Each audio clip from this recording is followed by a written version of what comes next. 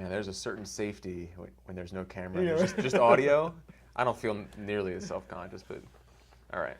Real talk, take one.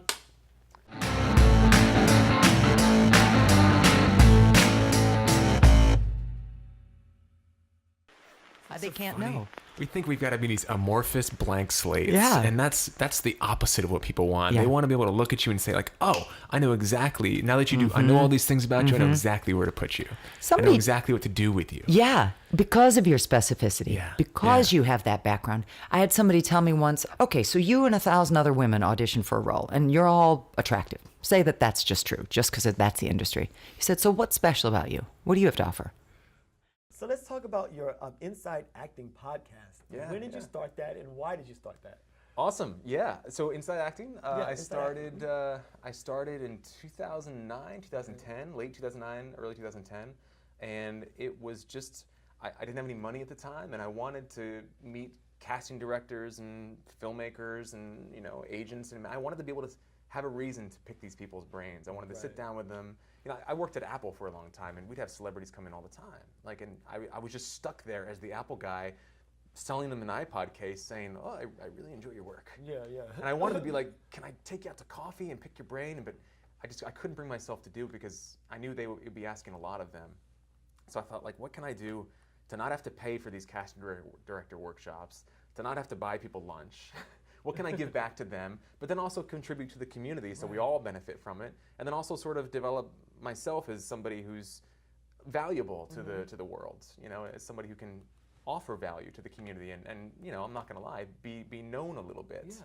I mean, it was a way to get myself out there as well. And so I figured that I could reach out to these people, tell them I'll interview them for a show that we put on the internet, and it's grown to several thousand listeners all over the world.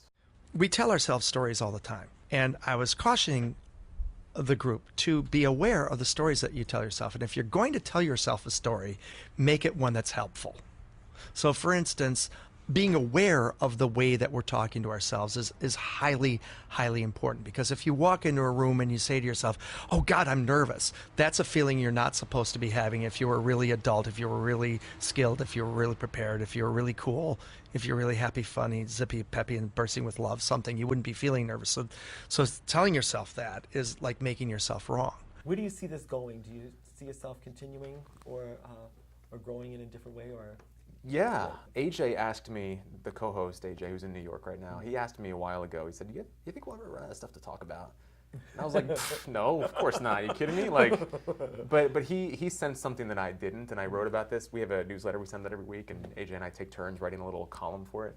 And he sensed something that I didn't, which was that we're gonna get to a point where we start hearing the same stuff over and over. Like, when we ask what works, what are the secrets to kind of making your life work as a working actor, or a working artist, creative type. We don't even focus on just actors anymore. We branch out to musicians and filmmakers and writers and all sorts of stuff.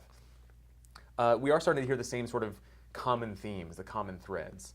And so on one level, I wonder if it's getting a little repetitive for some people.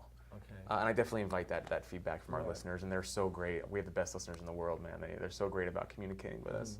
But on the other hand, it's like, well, repetition is the key to learning, right? And if we know it, but we're not practicing it, then how intelligent are we really? You know? So true. So I think that's good. But it's what's cool is that everybody's always got a different story about how they make it work for themselves. There's always a different context, always a different come from. So it keeps it fresh. Yeah, it keeps it fresh. I mean, I would love to keep the show going as long as humanly possible. It's a lot of work, but I really am so grateful for the guests that we have and the audience that we have, and the opportunity to connect with AJ on a sort of intimate person-to-person level every week. And I'm grateful to be able to give back to the community that way. So I see it continuing as it is. We experimented with video. It didn't feel right for us. Okay. I really value the long-form interview format.